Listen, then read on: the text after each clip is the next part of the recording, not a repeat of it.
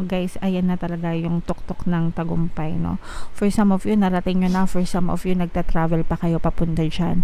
Pero ito gatog ng tagumpay, mga kapiksi, di ba? Yung iba sa inyo, pwedeng nasa peak na kayo ng career nyo right now. You're enjoying it, mga kapiksi. Kumbaga, itong mga paghihirap nyo sa inyong recent past, mga kapiksi, parang mga langgam, di ba? Ngayon nyo ini-enjoy yung fruits of your labor, mga kapiksi. And nakikita nyo na parang malayo na yung narating nyo sa buhay. Pwedeng malayo na, pero malayo pa. Pero ang importante is malayo na.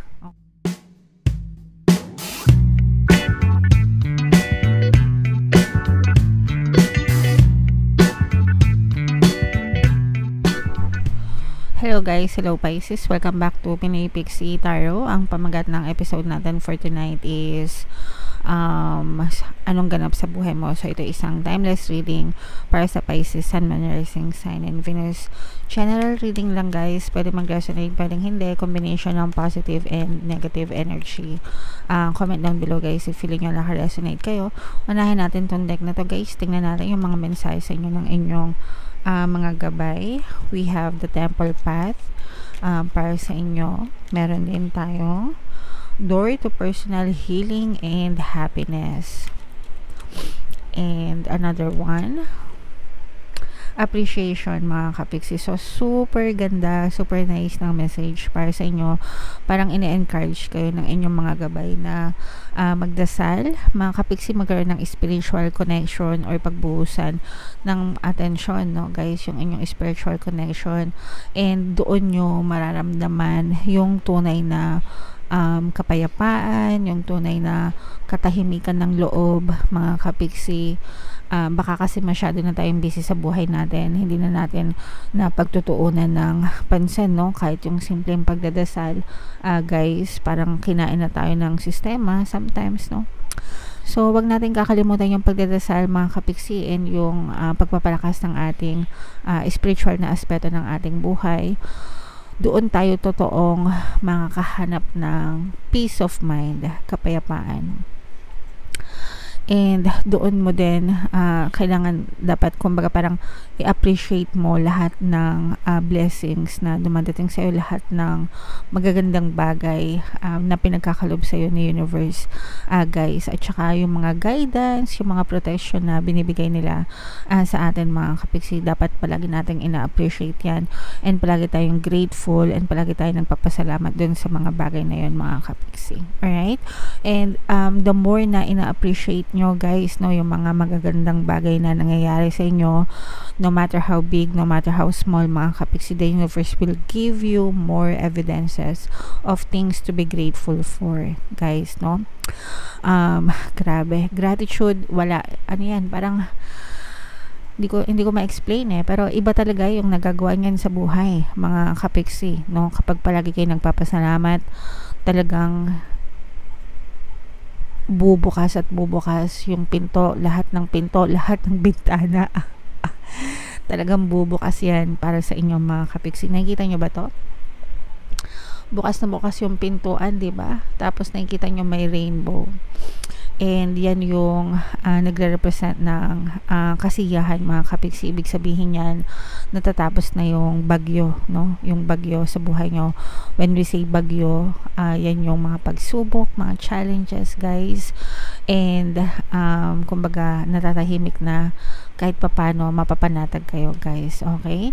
So i-mind nyo ito, guys. Mind happiness, mind kasaganaan, mind katapusan ng mga problema. Yan.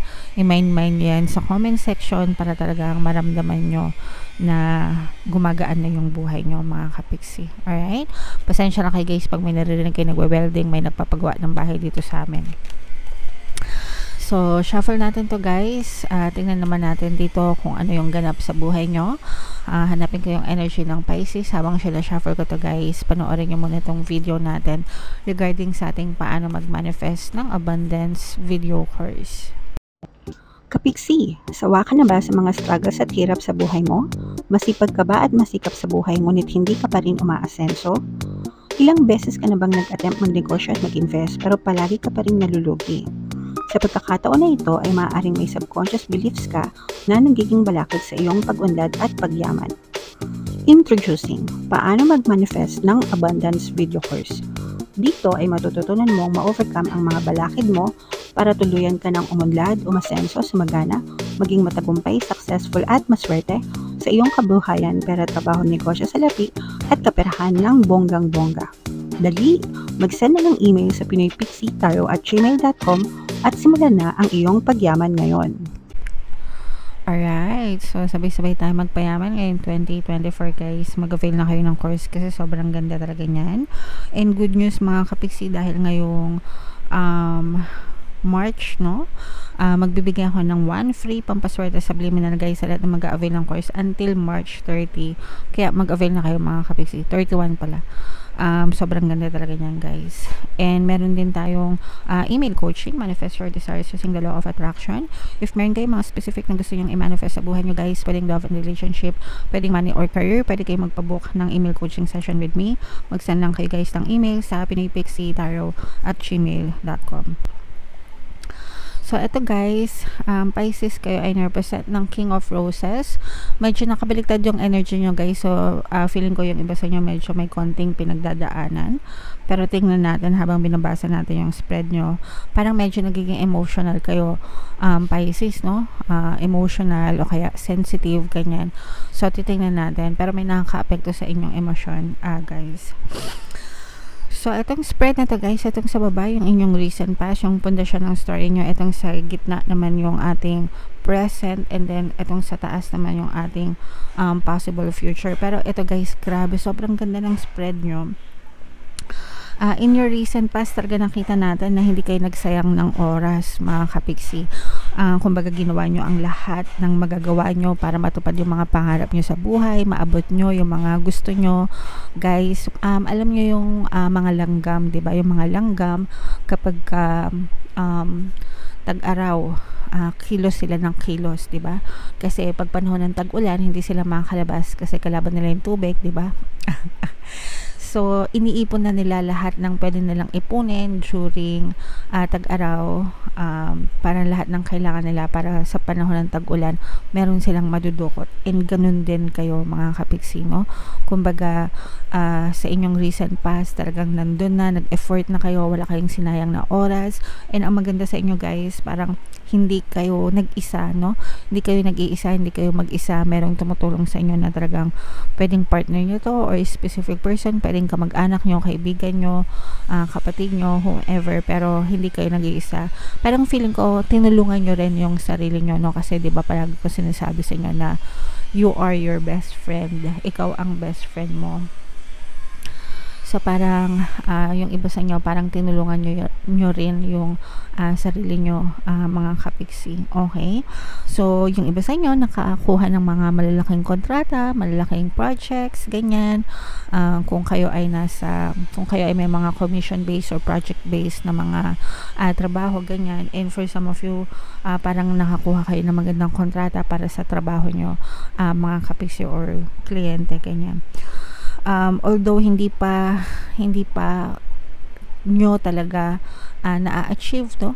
Kumbaga in your recent past, pero yun yung nagsimula na parang dun kayo nagsimulang mangarap, dun kayo nagsimula na pwede pa pala akong mangarap sa buhay ko, ganyan. Okay, may mararating pa pala ako. Alright, so and then etong current circumstance nyo guys, ayan na talaga yung tuktok ng tagumpay, no? For some of you, narating nyo na. For some of you, nagta-travel pa kayo papunta dyan. Pero ito gatog ng tagumpay, mga kapiksi, di ba?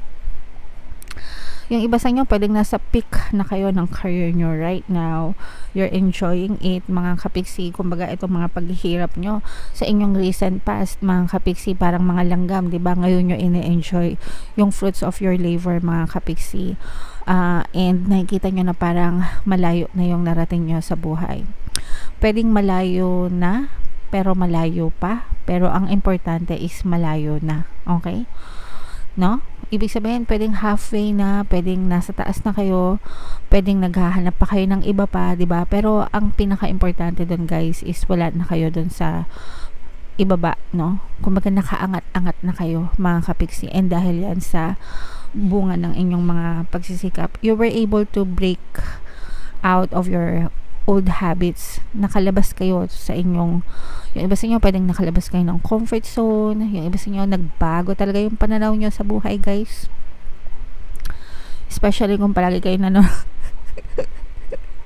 nanonood ng mga tarot readings dito, no? Kasi marami nagko-comment dito, guys, no? Binabasa ko kasi lahat ng comments nyo simula daw, no? Nagpo-follow sila dito sa channel natin and sinusunod nila yung mga payo and advice. Talagang nagbabago yung pananaw nila sa buhay, and nagbabago din yung buhay nila, especially kapag nakikinig sila ng mga subliminals. So kayo din, guys, no? Sana magbago din yung buhay nyo, mga kapiksi. Alright? And yung iba sa inyo, guys, you have plenty of time right now. Parang ini-enjoy nyo lang. Marami kayong oras ngayon. Napagtutuunan nyo na ng pansin yung pamilya nyo, yung mga mahal nyo sa buhay. Kasi, kumbaga, sabi ko nga, nakaluwag-luwag na kayo sa buhay nyo, mga kapiksi. Alright? Okay. And then, sa inyong possible future, guys, meron pa kayong bagong sisimulan ulit, no? Ganun naman talaga yun, guys, diba? Pag may na-achieve tayo na isang goal, next goal naman, diba? Ganun talaga yun, kasi nag-iiba-iba eh. Nararating mo na, kumbaga, graduate ka na dyan sa level na yan. So, maghahanap ka ulit ng iba, diba? Para dun ka naman sa next level. So, para magsisimula ulit kayo sa inyong future, guys. Para magsisimula ulit kayo. And you have to ask help, no? Tsaka, guys, parang yung iba sa inyo, kaya siguro lumabas ito kasi sabi ko nga kanina, baka nawawalan na kayo ng time na magdasal, diba? So, wag ganon, guys. Habang umuunlad yung buhay nyo, mas lalo kayong kailangan magdasal. Una, pagpapasalamat, diba? And kailangan maging humble kayo, guys, no? Kahit anong ma-achieve nyo sa buhay, kahit gaano katok-tok yung marating nyo, always yung paa nyo, itapak nyo sa lupa, mga kapiksi. Yung mga taong mapagkumbaba, lalo yung pinagpapala. So, wag nyong ilagay sa tuktok ng kukote nyo yung mga achievements nyo, kasi sa isang iglap lang, pwedeng mawala yan, no? Kaya wag ganon, mga kapiksi. Always be humble, always be grateful sa lahat ng mga blessings nyo, guys. Alright? So yan ay reminder sa inyo, Pisces, and I'm so happy for you. Congratulations, guys, sa mga achievements nyo, kasi nakikita ko talaga dito sa mga cards na talagang sobrang layo na nang narating mo sa buhay. So congratulations, Bekenemen. Bekenemen, kapekse. Alright? Hindi, joke lang. Alright? So, sa mga gusto pang lalong yumaman, umunlad at umasenso, guys, ito yung mga pampaswerte subliminals natin. Pakinggan nyo, makakatulong talaga yan sa inyo, guys. And ito naman yung ating success stories ng paano mag-manifest ng abundance video course. Click here to subscribe, guys, and click here to join our membership program. Thank you for liking, sharing, and subscribing, and see you again next time. I love you all, guys. Have a nice day. Bye-bye.